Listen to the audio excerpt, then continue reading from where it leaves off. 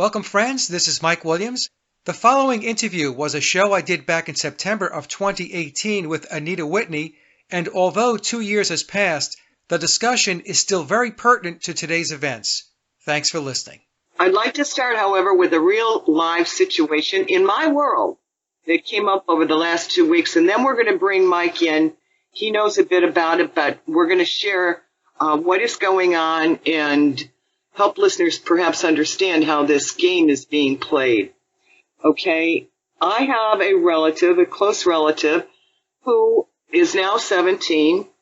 When she was 7, she was at the babysitter's house, and a man in a mask with a gun came through the door. I don't know that the door was even locked. They felt they lived in a safe neighborhood. He came through the door to rob the house. It was right before Christmas. He scared the children hugely. They were mortified. He told them they had to sit at the table with their hands on the table and not to move an inch. And he proceeded to remove all the Christmas gifts and other things in the house, and then he left. Well, that left a huge impression on her, being only 7. And as time goes by, people will notice all these shootings, right? School shootings. And every time there's a shooting, they spent a whole lot of time in the media exposing what has happened and how the people were injured, and they interview all the people who are super upset. They even have, in my family member's school, they have shooter drills. So all of this kind of compounded on this young woman and the 17-year-old to the point where she is basically mortified. She can't sleep at night. We try to reassure this person that there's dogs in the house and the family, and really nothing's going to happen. And in her mind, she goes right back to, well, anybody who wants to break in can shoot the dogs. They could shoot you. It ends up that she's just mortified. She's not eating well. She's not sleeping well. She's hypervigilant, and she claims that she is having suicidal thoughts. So the family members all got together, and we want to help her. Of course we want to help her.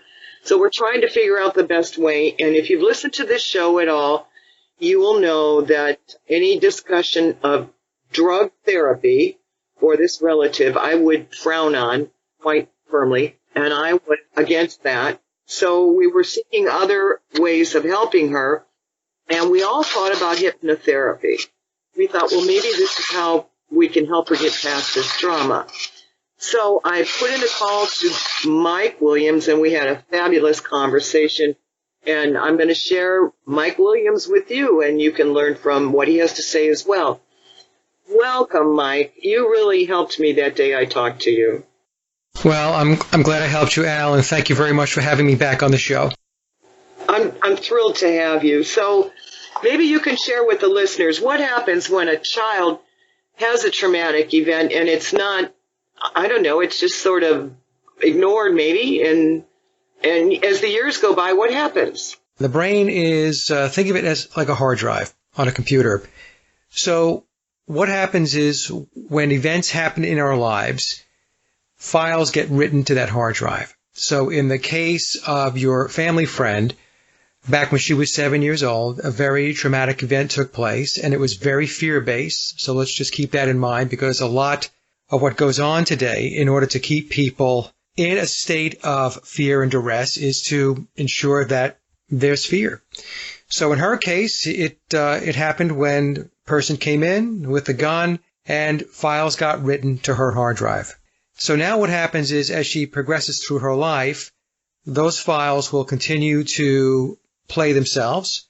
Whenever she encounters a situation or a circumstance that the mind believes is related to those files. It doesn't have to be an exact match. It just has to be close enough.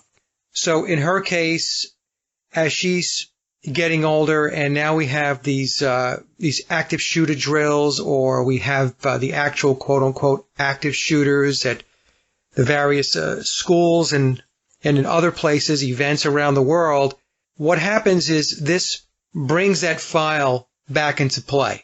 So she's going to react and she's going to behave the way she reacted and behaved back when she was 7 years old when the person came in and robbed the house at gunpoint.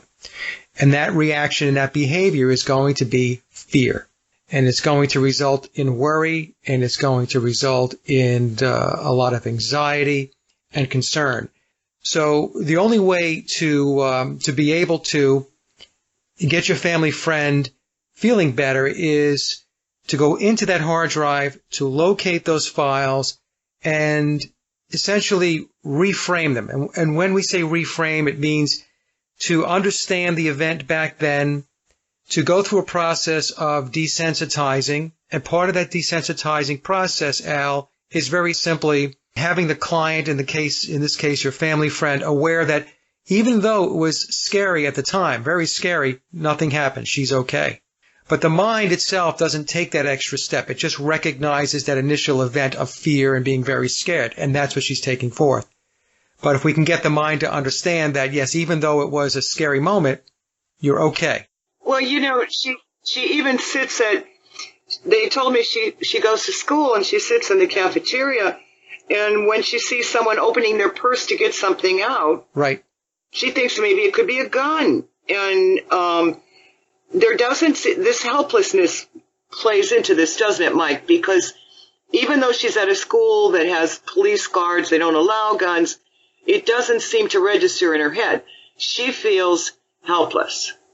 Right. She doesn't feel safe and she feels helpless. And the point you just made, Al, where somebody's reaching into their bag and she's thinking it could possibly be a gun. Remember what I said with these files. If the situation or circumstance is interpreted by the mind as being close enough, yeah, the behavior will follow.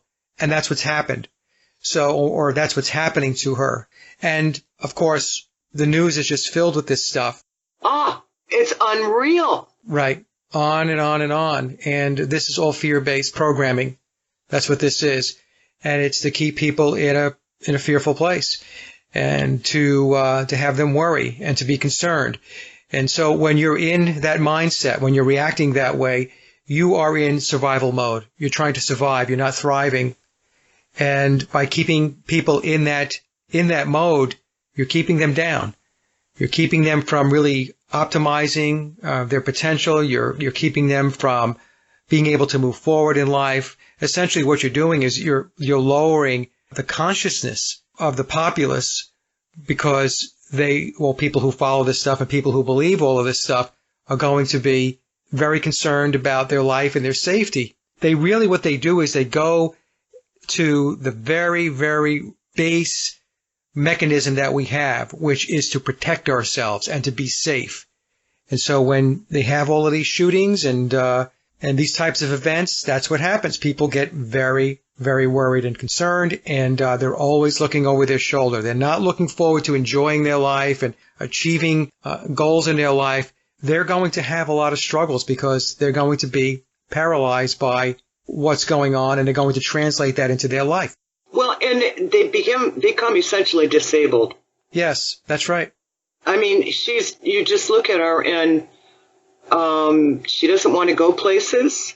You know, they turn into, in her case and maybe in others, they sort of turn into agoraphobics because if you go somewhere, you could run into a mall where there's a shooting, or you could run into, anywhere. Right. And so she only feels safe if she's like locked up. And this is, obviously at 17, my gosh, she might as well be in jail if she can't get past this, because all of the opportunities of the world and all of the things that she could enjoy and get pleasure from, she's blocking them. She's not getting pleasure, basically, Mike. Right, because she has been told through all of these events that the world outside is extremely unsafe. It's a fearful place, and so don't make your way outside or don't go places where you normally would go. Are told about these shootings at schools and at malls and at events and the Boston Marathon. So they're putting it out to many, many areas of our life where we would normally go and not be concerned and have a good time. So they're really trying to keep people boxed in. Now, your family member is an extreme case, obviously. There are people who watch the news and they follow this stuff and they're wringing their hands, but they're not as paralyzed by it. Is probably the best way to say it, as your family member. But still, it weighs on a lot of people because, in my life, I have family members and friends, and, they talk about this stuff, and they're very worried about, where the world is going and how society is very violent and so on. And, I don't know how much you want to get into this, but, I can make a case that society really isn't that violent. A lot of the violence is brought about by people who have an agenda. Right. Go ahead. Get into it, because that's part of the reason I wanted you on, is you see that, and I see it. There is an agenda going on, and there's more than one reason for it, correct? Yeah, there's an agenda, and the agenda is essentially, first and foremost, it's control.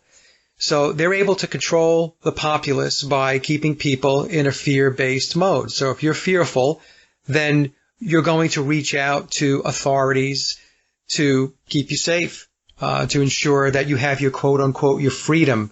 Or, as they'll tell you, you have to give up some freedom in order to be safe, right? So we have that aspect of it also. So what they're trying to do is they're trying to get people to hunker down and keep them in survival mode, not to thrive in their lives. So many folks in the population are buying into this because it is played over and over and over again on the media, on television, on the quote-unquote news, which is not really news. It's it's propaganda. Yes. And it's programming. That's why when you watch television shows, they call it programming. They're programming you. That's the agenda overall, is to maintain control. You can't control people if people are enlightened. If people are free thinking and critically thinking, Al, it's very difficult to corral those folks. And Mike, I've been talking on this program since it started like 4 years ago about how it is we are unwittingly giving our consent for so much of this. But stay tuned. We're going to go to a short break. We will be back soon. I don't know how much you want to get into these shootings because I do. I have not covered that at all on this show. Okay. And it seems like a good time to do it, because talking about how we deal with that, you and I talked about that, so we might as well talk about it. Do we tell them the truth? How will they handle that? I mean, to me, that's important for us all to start thinking about. Well, they're engineered, so. No, they are. Yeah, we could talk about that. When your family's afraid, is that the time to tell them they're engineered? I mean, that's a hard question that I hope smart people are thinking about. Yeah, the problem is most people have no idea they're engineered because they believe that the authorities are telling them the truth. Why would the authorities lie to us? Yeah. Why would they do this? And we can get into the fact that they're capstone events, and which means that they're getting tons of federal funding to put these events in place and pull them off. Yeah, we can, and I want to do that because it's more, the money involved is significant. Yes. And the sales of cameras and the sales of SWAT team equipment, all of this is significant. And also, I mean, what's the next step to this thing? These things keep happening, so we're seeing it. It's happening. The militarization of the police. Right, exactly. We end up with a police state, and we're getting there. We're already there in many places. Yeah. Yep. So we might as well go for it, huh? Yeah, let's go for it. And, if people don't like it, I guess they'll stop listening. It's just one of those topics where some people just say they can't listen to it because it really shakes their world. Yeah. Well, it doesn't help, especially if I'm trying to get them not to consent. Yeah. And they're under the piano. Yeah. Hiding. Yeah. Talking about how I have been encouraging everyone not to consent to this and how much of what we're doing we're volunteering into. And we feel we don't have an option.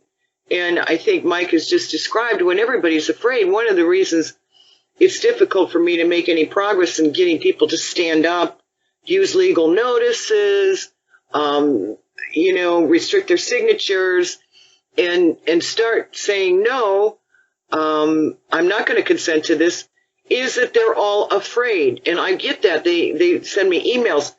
They're all afraid. Now, it doesn't help when in my town, like the annual state fair takes place in Central Ohio, they've got policemen walking all over, heavily armed policemen, You go to the emergency department, you have to go through a checkpoint with a guy with a gun sitting right behind the desk. And there are cameras everywhere. SWAT teams are popping up everywhere. So when I'm trying to convince people to stand up for themselves, and even in paperwork, we're just talking about paperwork, Mike, they don't seem to want to do it.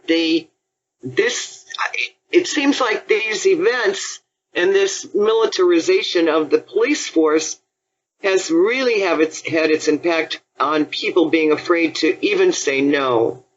No, that's true, Al. And, it goes back to go back in history a little bit, back into the 60s, 70s, and 80s, and we had Gladio, which has now come out in Europe, where NATO was behind these engineered and orchestrated terror events that took place back a few decades ago.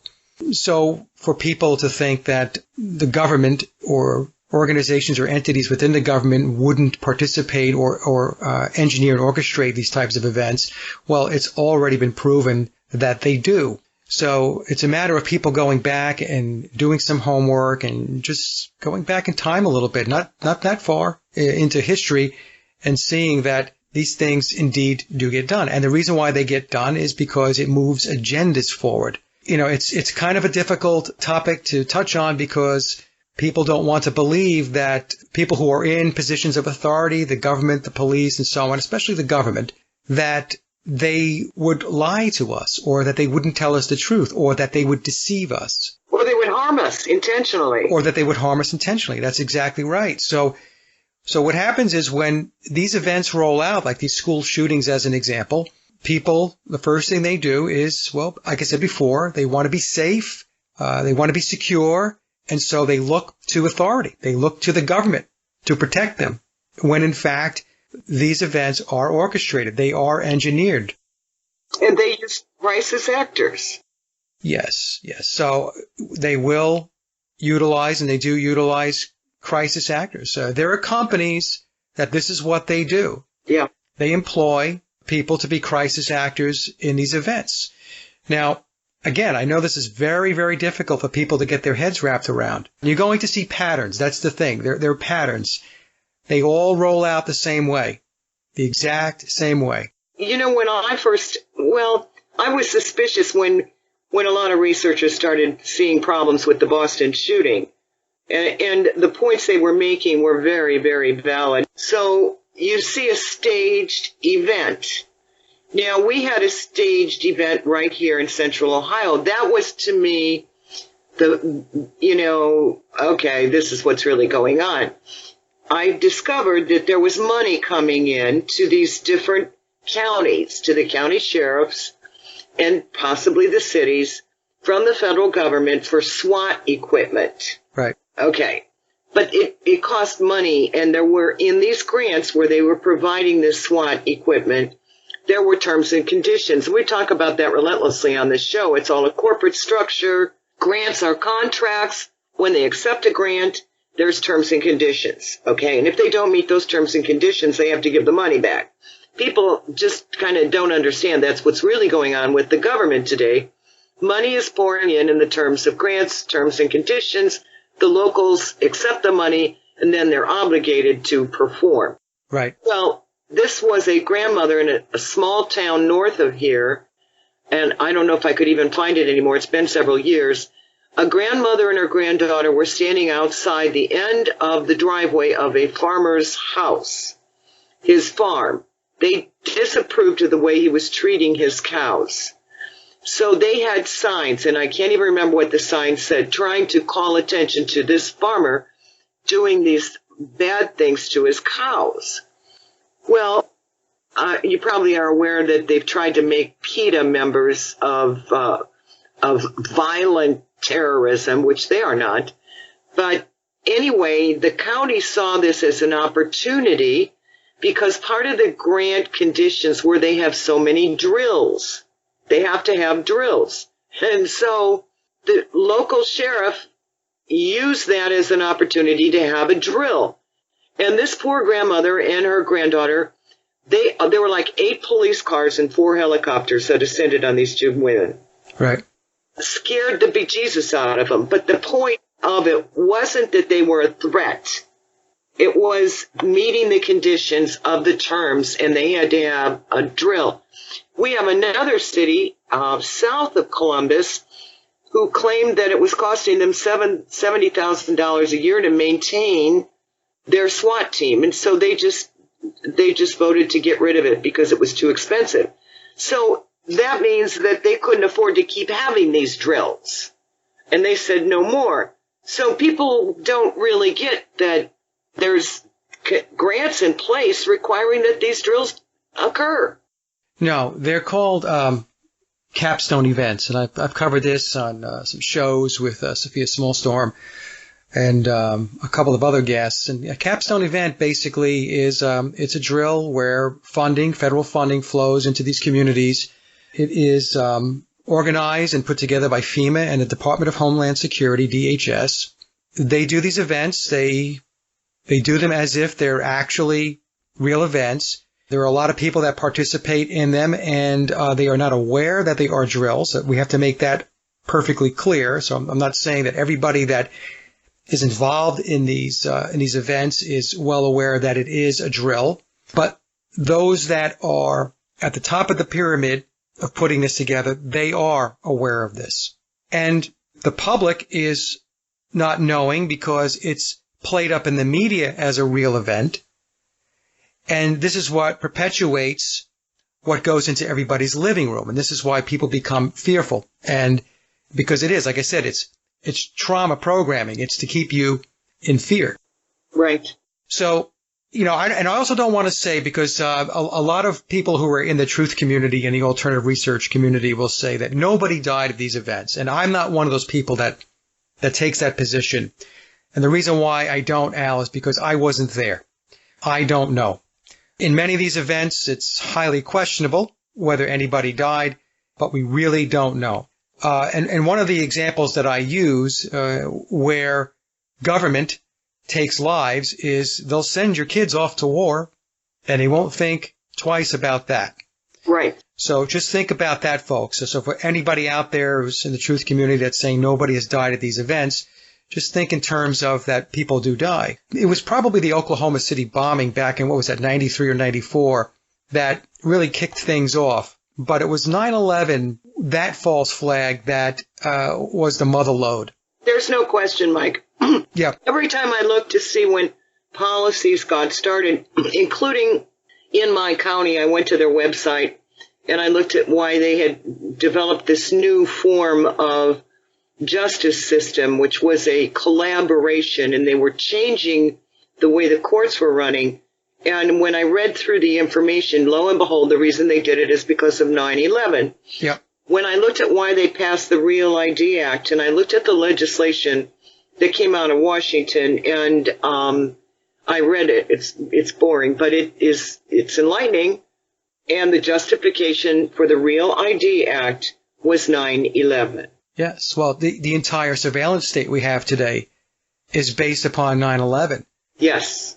Right, with the FISA courts and so on. And again, there were many, many people that today still believe the official story as to how 9/11 went down, when in fact, it's been 17 years now. And in that 17 years, there has been a tremendous amount of work done by folks who have researched 9/11 in the alternative media and alternative researchers.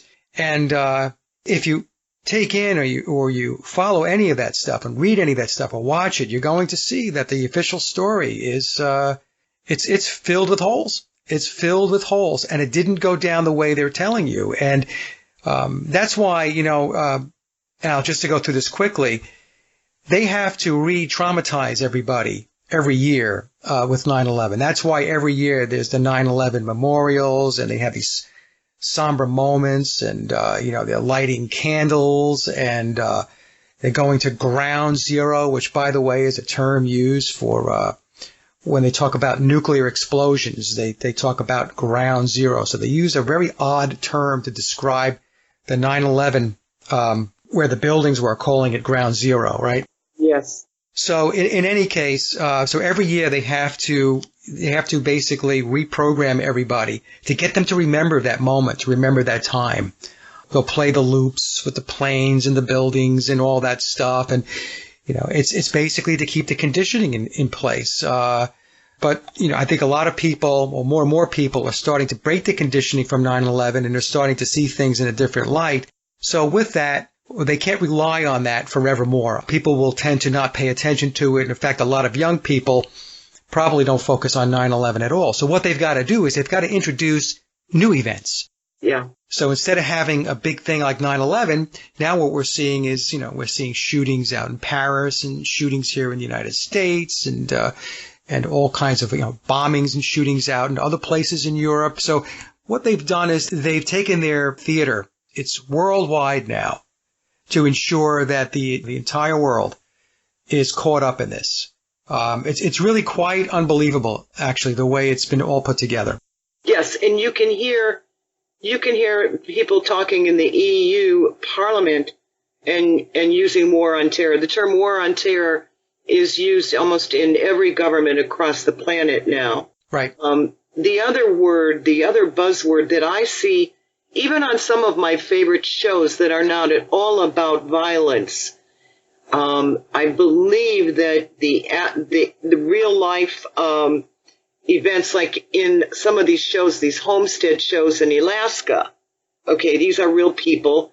Granted, I don't know, sometimes they do things that I kind of wonder about, but nevertheless, reality TV, it appears to me they are being scripted also and told to get the word safe in there. I mean, the word safe, I swear it's used 100 times every day if I turn on that TV.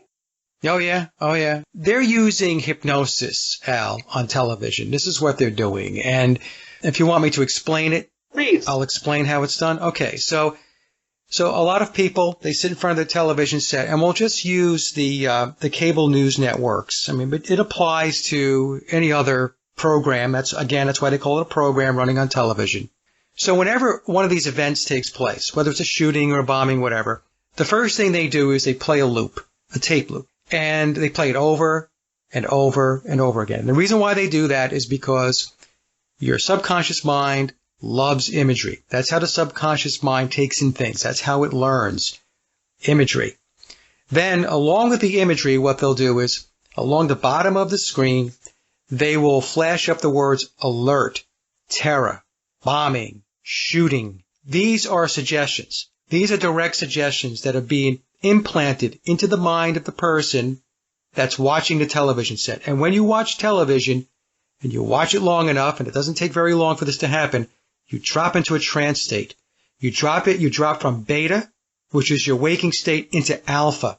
Alpha is a light trance state, and most people, when they're sitting in front of the television set, will drop right into alpha. And just think about this now. Now you're in a trance state, and what they're doing is they're playing this loop over and over again. So now you're in trance, and you're watching this loop. It's like the airplanes on 9/11. Then they're flashing up the words terror, alert, shooting, bombing. And then you've got the talking head comes on. This is the hypnotist that comes on and starts talking more. I mean, instead of just getting written suggestions, you're now getting verbal suggestions, just like you would if you went to a hypnotist and you sat in a chair. And to ensure that the trance state is established, whenever you watch these cable news networks, let's pick on Fox. We're just picking on them. It could be CNN, MSNBC, any of them. Lower left-hand part of the screen, you see a Fox News logo that is turning very slowly. This is what's called eye fixation. This is what's used in hypnosis in order for the eye to fixate on that turning little box or logo at the bottom of the screen, and it puts you into a trance state. It's also why at the bottom of the screen, they will often run a ticker tape, which will either have stock prices or it'll have news that's going on. Well, that ticker tape that's going along the bottom of the screen is not there so that you can see and pick up your stock prices. The eye focuses on the movement of that ticker tape. And by focusing on it, you're going to go into a trance state. Again, it's eye fixation. So, if we recap, they're using all kinds of hypnotic tricks with the ticker tape, the moving logo. This is eye fixation. You're dropping into an alpha state. Now that you're in a trance state, you are watching a screen and they're playing a video loop, the imagery. Then they're going to flash up written suggestions, terror, bombing, shooting, and then the talking head comes on and then gives you the verbal suggestions. This is what's going on. This is why they want you in front of your television set as much as they can get you in front of it. That's why news, remember, Al, when we were younger, news used to be at 6 o'clock and 11 o'clock. That was it. Right. Right? Now you have 24/7. Right. 24/7 news cycles, and there's a reason why they did that. It was to make sure that they kept the programming, the hypnosis box, going, a perpetual motion machine, to ensure that they capture as much of the population as they possibly can to get them conditioned to believe the story that's being presented to them. Well, that makes perfect sense. I've seen it actually in my own family members. It doesn't happen with me because for the most part, I walk through the room with the TV on. I do walkthroughs. And for the most part, I don't believe anything that comes out of that box. So my effort is to try not to yell and scream at the TV, But I've seen other family members looking at the TV and I can be speaking to them and it's like they don't even hear me. No, they're in a trance. They're zoned out. Yes. They're so connected to what's going on. That's because they're in a trance state. It's the same thing, Al, when, let's just say you go to a movie theater. It's a very popular movie, and there's 500 seats in the movie theater. When you first get there and you sit down, you take a seat before the movie starts, you're well aware that you are one of 500 people. But as soon as the movie starts to play, your focus and your awareness is on that screen. And when that happens, you dip into an alpha state, trance state. And the other 499 people in the theater, they're excluded from your awareness. You're not concerned about them being there. It's like they don't exist because you're so focused on what's playing on the screen. That's a trance state. That's the same thing that happens when your family members or your friends are watching TV and they're just connected into what's going on. You can walk by, you can talk to your spouse or your partner or your kids, and they don't hear you. They don't hear you, and that's because they're in a trance state. And that means they're taking all that garbage in. Oh, absolutely. Absolutely. Oh, my gosh. No wonder we have arguments, Well, this is why I tell folks, they say, well, Mike, what do you suggest is one of the first things to do to start the process of awakening? I said, turn the television off. Yeah. Turn your TV off. Shut that thing down, and you will start to awaken. You know what did it for me? I think, and you can tell me what you think, that this is also, you can still watch TV, but you will see what they're doing. When I saw that wonderful documentary called Psy Wars by Scott Noble, he put together a great documentary talking about the fact that we are being propagandized 24/7. Yes. And his argument and his presentation was excellent. And in the beginning of it, he had someone who was an expert in journalism explaining that when it comes to propaganda, and the people in this country feel like they're very sophisticated. They think they're very sophisticated, critical thinkers, and couldn't happen to them. Right. But the point was, if you are a fish in a fish tank, the last thing you're going to see is the water. That's right. That's right, because you're in that fish tank and you think that's your world. Exactly. And that just like, it broke me out of that trance, I think, forever. Because then I look at that box and I look at it, what kind of garbage are they trying to sell me now? Well, once you pick up on it, once you know it and you listen to it, you actually get a chuckle out of it because you know exactly what they're doing. You know exactly where they're going. That's the thing, Now, I just want to mention one more thing about another technique that is always, always there when you're watching television, especially the news networks. They use the colors blue and red. So you'll watch Fox News or CNN. It's always blue and red. So the set is blue and red, or two people will be on debating each other. One is decked out, let's say, in a suit and a blue tie, and another one is there in a suit and a red tie, or there's a lady in a red dress and another lady in a blue dress. Well, the reason why they do that is because the mind reacts to those colors. So when the mind sees blue, it's relaxation, it's calmness, it's generosity. When it sees red, it means alert, stop, beware. So what they do is they play the blue and red off of each other.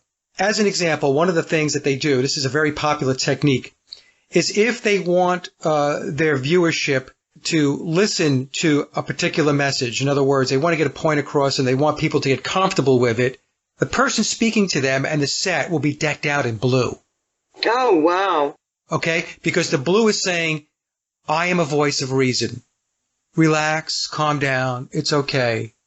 I'll explain everything, you'll understand it, everything's going to be all right. When they want you to be concerned or worried, in other words, they want to stir the pot and get the fear up and running, you're going to see more red. So somebody will come on with a red tie, and they'll talk about how terrible this event was and how we need to have better security and better surveillance. And so they'll wear a red tie, or the lady will wear a red dress. This is very, very common. So folks, if you're listening to this, when you watch Fox News or you watch CNN, take a look at all of the blue and red on the set and take a look at the clothing of the people that are presenting to you. Well, the programming is so hideous. I mean, it's so violent. It's so lewd that when I'm watching TV, and I usually kind of watch for a while at the end of the day, I have to find program that has none of the above, which isn't easy. Yeah. That is not easy. And I knew things were going badly for the American people when the only program I found that I could watch was the Weather Channel. Well, and even that's propaganda, by the way. Of course it is, and absolutely. And even that is propaganda. But they had a series of tow trucks, these guys in Canada whose job it was to pull these great big semis out from snowbanks in a snowstorm, and you watch how they use the equipment, and I found that interesting. But at the same time, what you said is very true. On the bottom of the screen, right, they're rolling this weather ticker tape across the bottom all the time. That's right. That's to get you into a trance state. And when you watch ball games, as an example, they'll have a circle that will go around, they'll spin, and then inside that circle there will be numbers that count down to the big game at 5, 4, 3, 2, 1. That's hypnosis. What they're doing is they're stepping you down, counting you down as you're watching that, they call it a mnemonic, going around in a circle. That's the eye fixation. It's putting you in trance, and now they're going to count you down from 5 to 1. And you're going to sit in front of your television set, you're going to watch your ball games, you're going to drink your beer, and you're going to eat your Cheetos, and that's where you're going to stay. You're going to stay distracted. It's like the bread and circuses. So it's in everything. It's whenever you're watching television, television is a hypnosis box. Make no mistake about it. That's why they call these shows programs.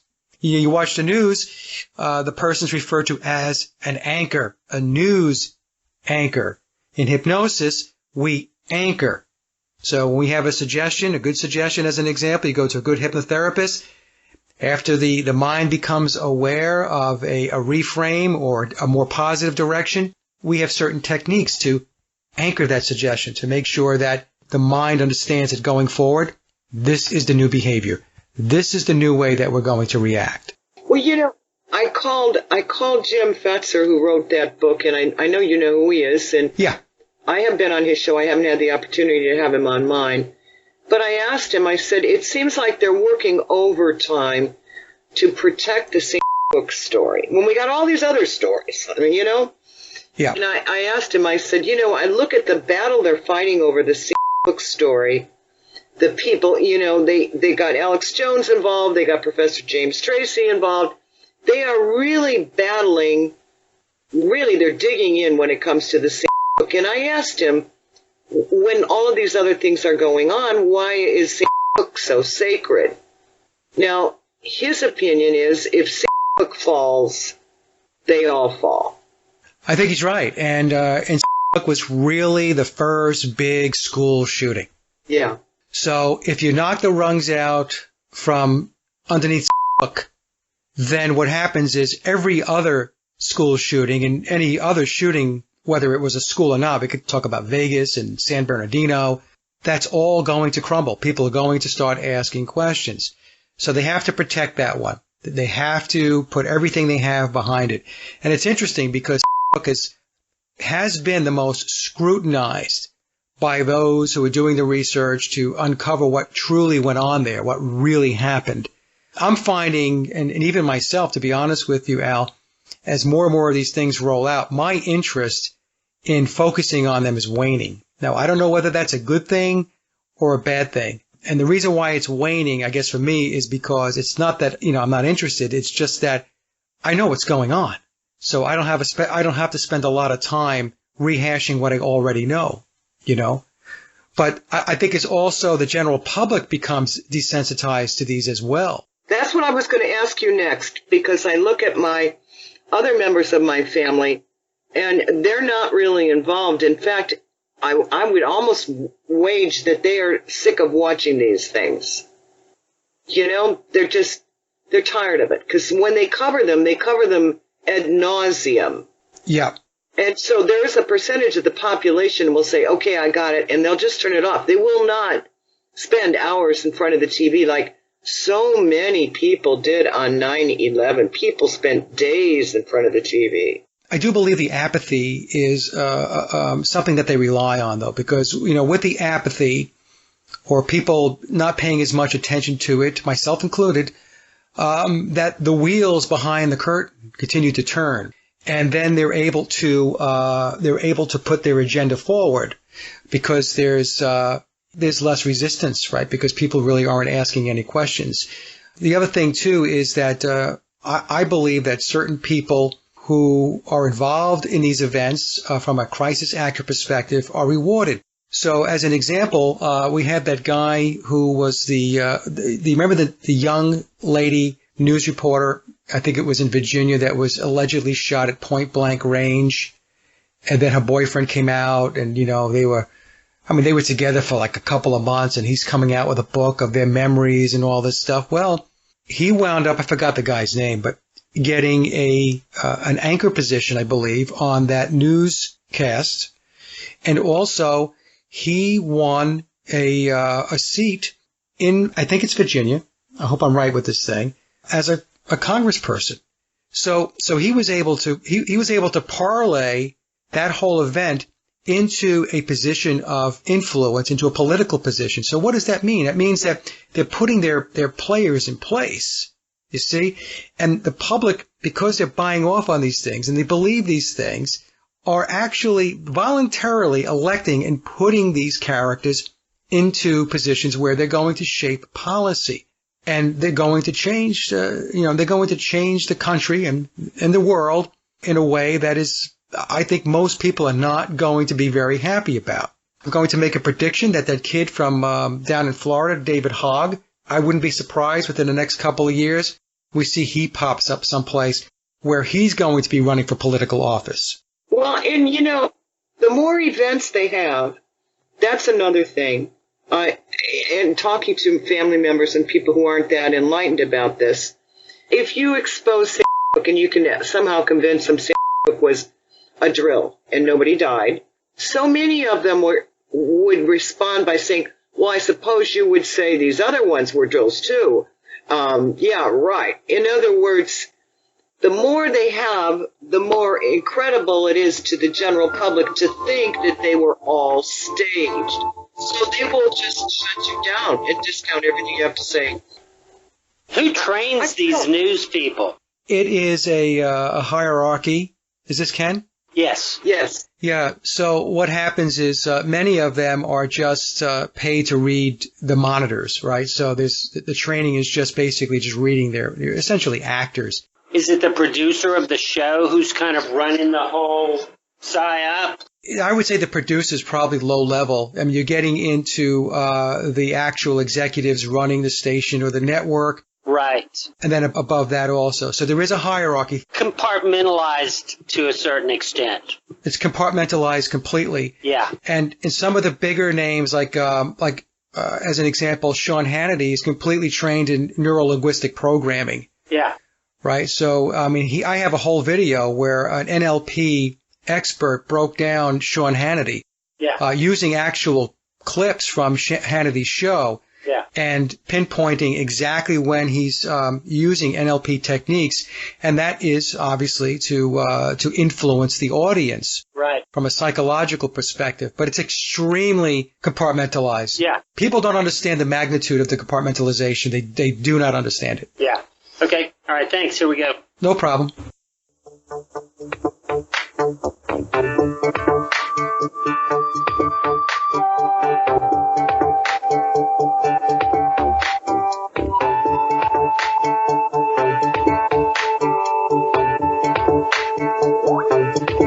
Welcome back to the second hour of In Defense of Humanity. This is Al Whitney. My guest tonight is Mike Williams. He has had wonderful information that everyone should appreciate.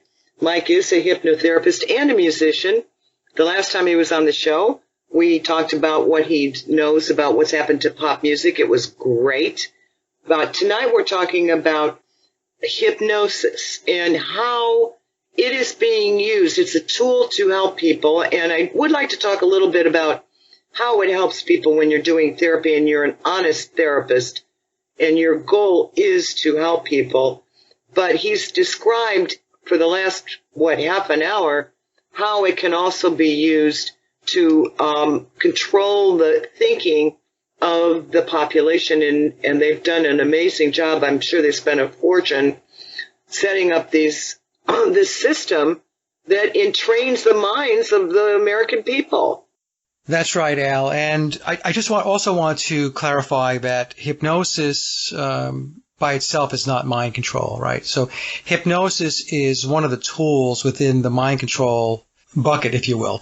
So they'll use other ways in which to break down the mind-body dynamic in order to have people not think critically and to submit and so on. So as an example, the conditioning that you always get into is that you talk to your audience about the whole system of commerce and contracts. People are conditioned to believe that the system of commerce and contracts is actually a republic. Yes. It's the furthest thing from it, right? Exactly. There are, vaccines, also fluoride and GMOs and everything else that goes on. It's full spectrum dominance. Think of it that way, full spectrum dominance. So they have many, many ways in which they break down the mind and the body. And so that's why, they constantly have to work at it. The good news is that humans are extremely resilient, because if we weren't, they wouldn't be spending 24/7, 365 days a year forevermore, ensuring that they can keep us down. Right. And that's why when people do break out of the programming, they're out. Yeah. And the controllers have a very, very difficult time trying to pull these people back in. Many will never get pulled back in. So that's why they focus on young people, by the way. They want to shape the minds of the young people. So the indoctrination and the conditioning starts right away. It starts as soon as you leave the womb, because, as a baby, you're going to get vaccinated dozens of times by the time that you're, 5 or 6 years old.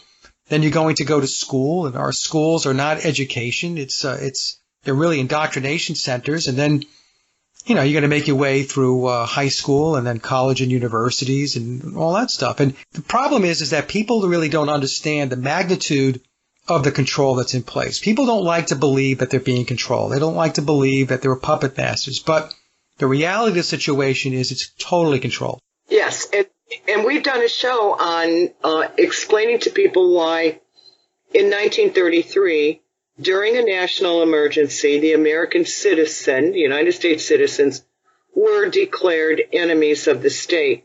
Right. And as long as a national emergency is in place, that status is still there. People don't like to believe they were born into a country, told they were free, told they had the Bill of Rights to protect them, told they had a justice system, and when they discover the fact that, no, you were not born free, you were made an enemy of the state from birth forward. And I've tried to explain to them, freedom, okay, has nothing to do with having to buy a license to own a dog. Or have a license to get married. To get married, or cut hair, or fix plumbing. That has nothing to do with freedom. You have been made an enemy of the state, and that's why they require you as enemy be licensed or registered or certified to earn a living in their system. And people have a real hard time with that, Mike. Even though the evidence is everywhere, the regulations are overwhelmingly harsh. They control how you build. They control how you remodel. If you don't do it the way they say, they implement penalties, fines, and fees.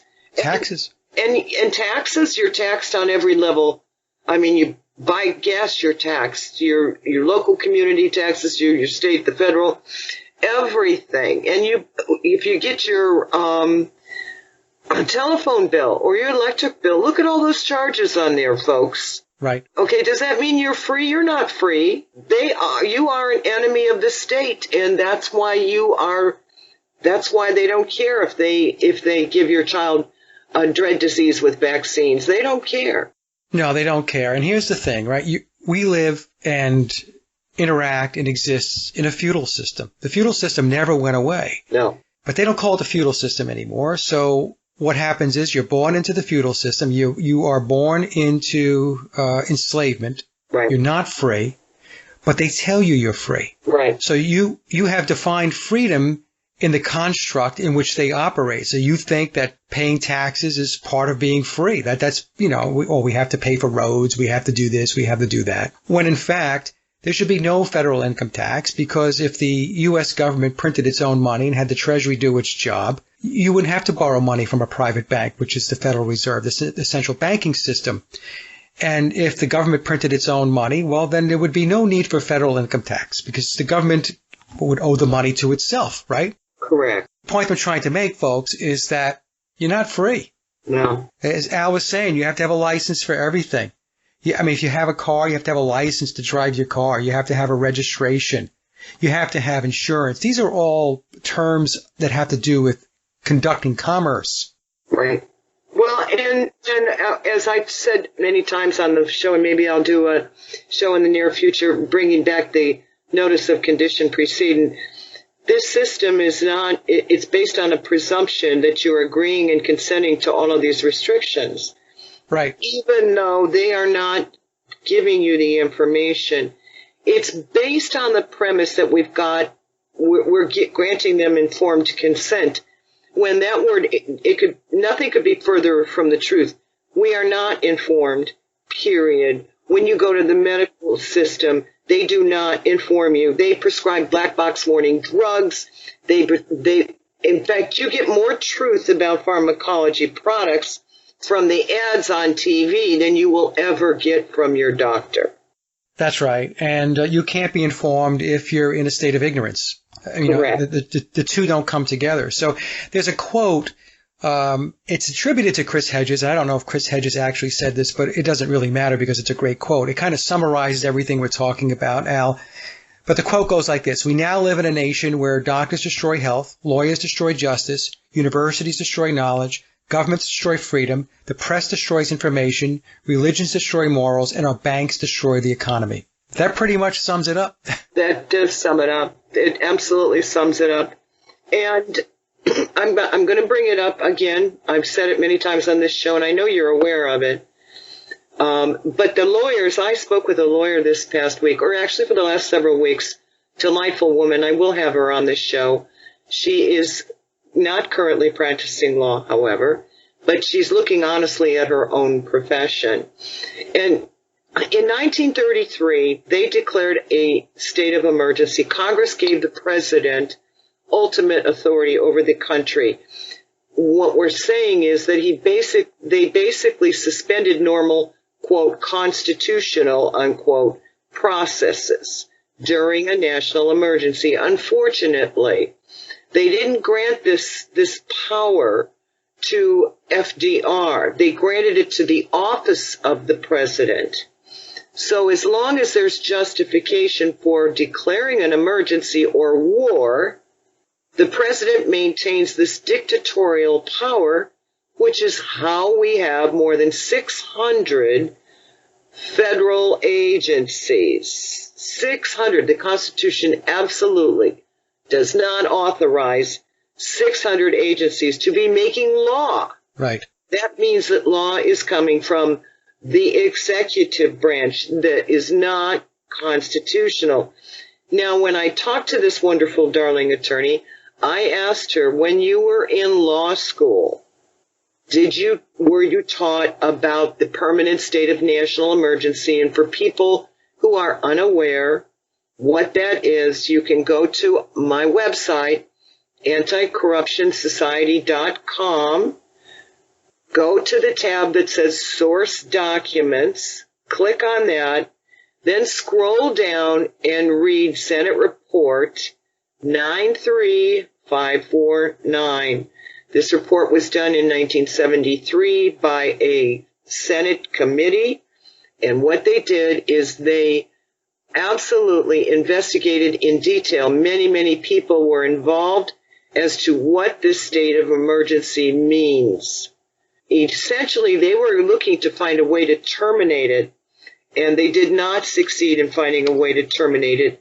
They concluded the only one who can terminate it is the president of the country. Congress cannot do that because the authority was moved from them to the office of president. But they have to have an emergency every year, and it has to be renewed by the president. And it has been renewed on the war on terror since Bush. Last year in October, Trump just amended the executive order that Bush signed, bringing in the war on terror and state of emergency. And every year since then, they have all of these terrorist attacks, as you can see, even though they are nothing but drills, they justify renewing the permanent state of emergency every year because of the war on terror. Right. And I believe that, if I'm not mistaken, the late James Traficant talked about this on the floor of the Congress back in the 1990s. Yes. Traficant brought it up, and he did a great speech. Yes, and that's on our website, too. Thank you for bringing that up, Mike. It's on that same page, Source Document, and it's Congressional Report, and just scroll down 1993, and you will see what Traficant had to say. They tried to ruin him, right? I mean, they tortured that poor man, and because he was speaking the truth, and he was talking about things that were not to be spoken about. So I guess the point I'm making, Al, is that if they ruined James Traficant's life, I mean, he was really tough as nails to him. He just really kept going. Yeah. They're certainly not going to allow lawyers to understand what they're really doing and what it is that they are really representing and defending or, whatever. It's just not going to be allowed. People have to remember, too, that lawyers, their oath is to the Bar Association. That's correct. Right. So the bar goes back to the crown. Right. So their allegiance is not even here to the Republic of the United States. It goes back to the British crown. That's correct. And the Supreme Court of each state controls whether or not those lawyers are allowed to practice law. That's right. That is an unelected body, people. You have to understand that the Supreme Court of the state of Ohio or the state of North Carolina, this was not created by the legislature. This is a private enterprise. They make their own rules. And if that Supreme Court says, "Flooey on you, lawyer, you stepped over the line, we're going to take away your right to practice law, and we're going to cancel your bar card," there is nothing that people can do about that. And the lawyers understand that that would be the end of their ability to earn a living by practicing law. Right, that's what they do. basically with just about everything, and when it comes down to really wanting to quiet somebody down without taking them out, is they will threaten their livelihood. Yes. Right? So lawyers and just politicians, if you think that you're going to wander off the reservation, well, they'll fix that. They'll make sure that you won't make a living. Yes. That's how they go about it. I mean, that's the tactic. Well, and again, the only thing that I wish people would consider is the comprehension that all of these rules and restrictions, including that for lawyers and doctors, are written based on them being a dead legal fiction corporation. And that you can get more understanding on that if you go to anticorruptionsociety.com and click on the page that says Notice of Condition Precedent. There is a little booklet in there that I recommend people read to understand what happened in 33 and how is it that we seem to have no rights here today. And how can they make rules against a corporation when it comes to vaccines? People have to look at what's the definition of a person. Then you realize, well, a corporation can't even take a vaccine. Read that little book and you'll understand how they're playing this game. But how does hypnotherapy help the people who have really been victimized, the people who have been robbed or the people who've been beat up or worse? How does it give them relief? Because I'll tell you, they're pushing drugs right now, and I just don't see how. I did several shows on it. I don't see how these drugs trying to change the brain chemistry is going to give them happiness or relief or calm. I mean, how is it that hypnotherapy can do something and pharmacology, of course, can't? Well, pharmacology is just looking to remap the brain. As an example, I mean, if you have a lot of stress and anxiety, I mean, they'll take a Valium. Right. But the thing is, you become reliant on the drugs in order to cope. And coping is something that all humans have to learn to do.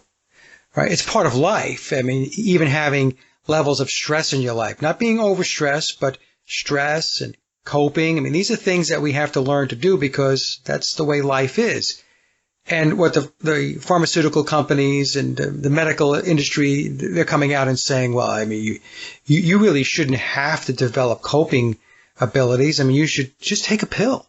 Don't have any stress in your life. I mean, I love it when I go to the doctor and they say, do you have stress?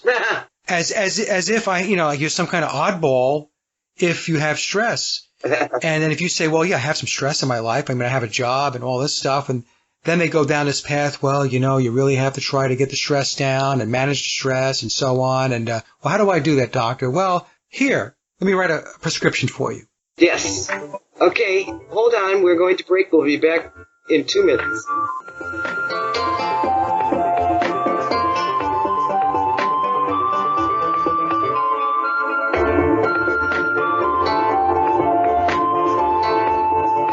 Talking to Mike Williams. We do have a caller, and I am going to invite people to call in.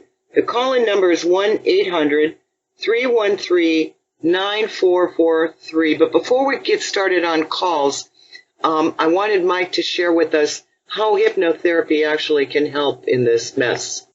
Okay, so as I mentioned in the beginning of the show, Al, the mind, think of the mind as like within it there's a hard drive. So what hypnosis does is hypnosis will go back and take a look at those files. So I'm using the file analogy because most people will understand it.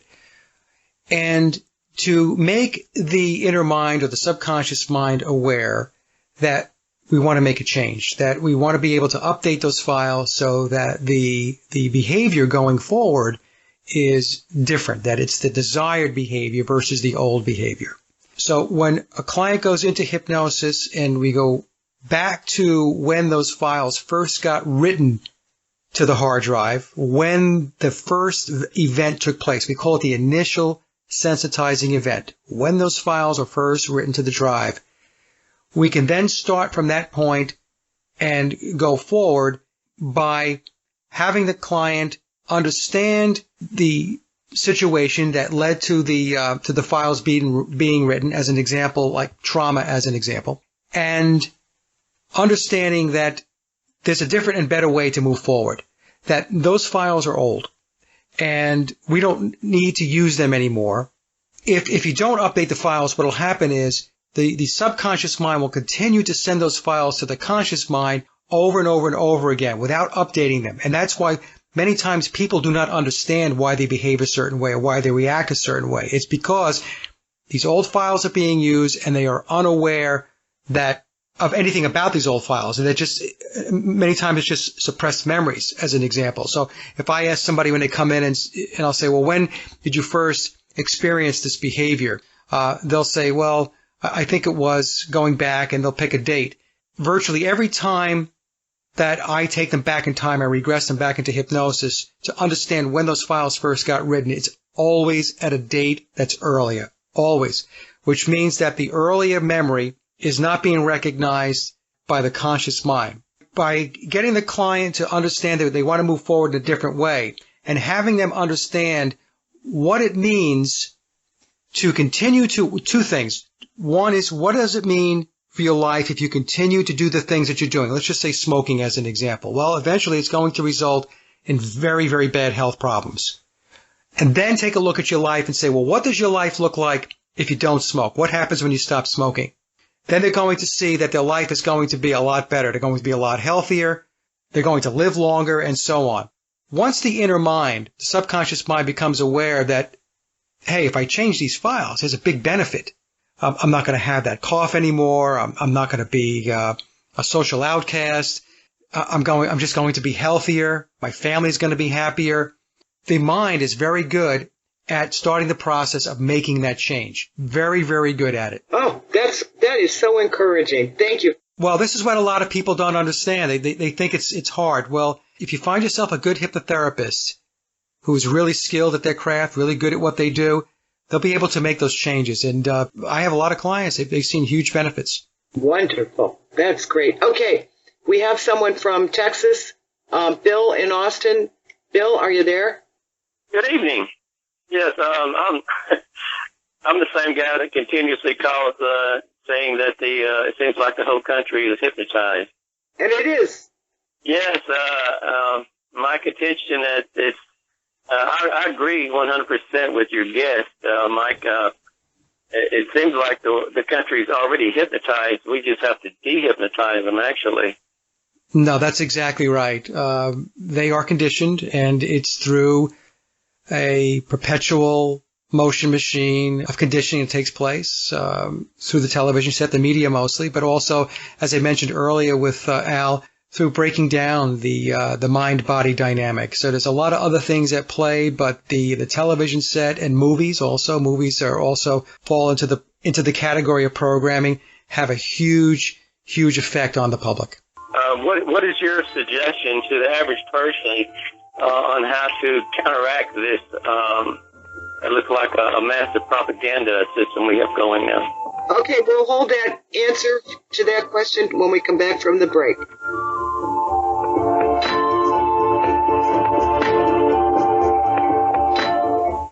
Well, I mean, with your caller, the first thing you've got to do is you have to be not afraid to question things. Right. That's number one. What happens is part of the programming, too, is to make you an outcast if you do question things. Yeah. They want to marginalize you. So you have to push past that. It's very difficult in the beginning. Everybody's gone through it. Yeah. Myself, too. Nobody wants to be called a tinfoil hat wearer or. Well, even when you're challenging your physician saying, I'd like to try an alternative. Yeah. You don't really want to close that door. God knows you could break a leg, but at the same time, you want to assert yourself in a way that doesn't make you enemy number one. And you have to think about how to do that. It took me a long time to write a letter explaining why I was no longer going to take their medication, but I left the door open in case. I have two doctors. I have a Western medicine doctor, and then I have a natural medicine doctor. Yeah. So I go to the Western medicine doctor and I hear his, gibberish, and then I can go to my natural medicine doctor and he will present the alternatives to me. That's correct. And the Western guy is the guy who can do the ultrasound to see if you really have a blood clot. he's the guy who can take the X-ray to see if the rib is broken. Right. So that's exactly right. I have to do both, navigate both. Well, that's the thing. It's not binary. Really, the perfect world would be that there is a merging, right? An honest, genuine merging of the two. But that's never going to happen because Western medicine is a racket. It is. And it's designed to make you sick and kill you. Yep, exactly. I figured that one out. But at the same time, we still have to navigate them. You never know when you end up in one of their ERs. Right.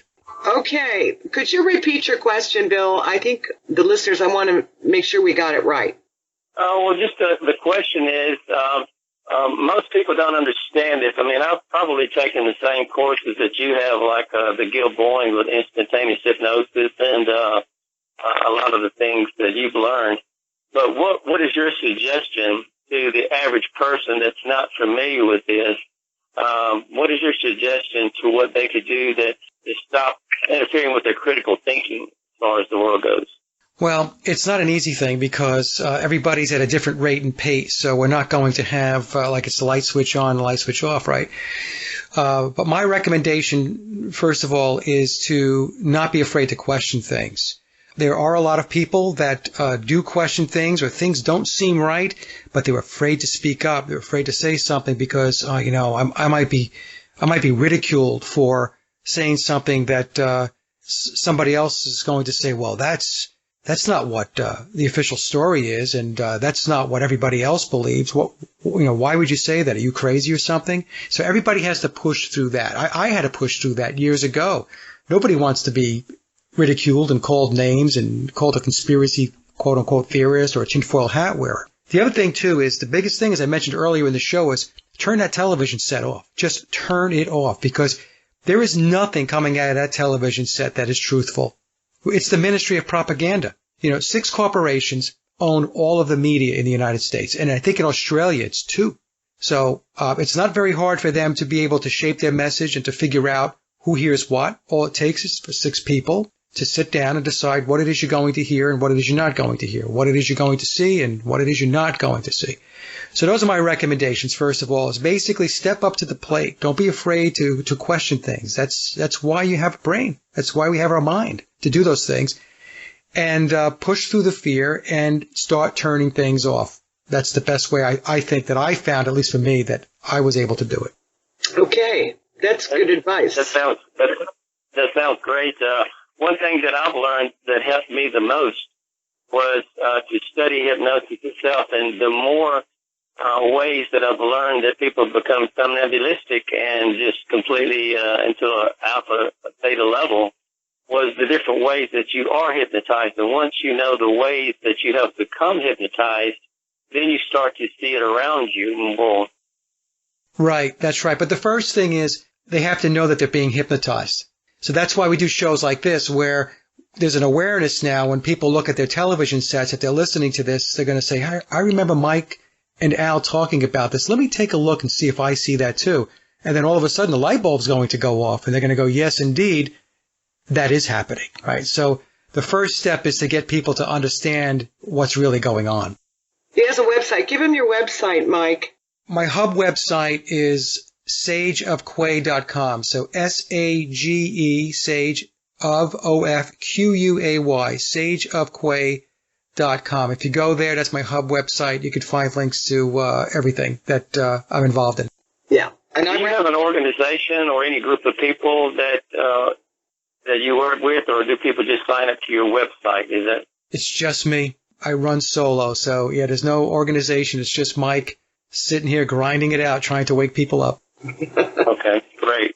Well, we've come to the end of the program. I believe, Ken, that he's kind of let us drift over. He does that when he really likes what's going on and he thinks he doesn't want to break in. Thank you so much, Mike.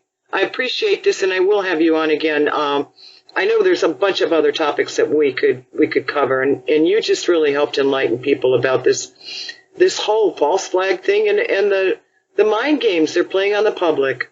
Yeah, I hope so, because we could talk about this for a long time, scratching the surface. But if it gets some people to nudge them a little bit, to wake them up, that's a good thing. Yes, absolutely.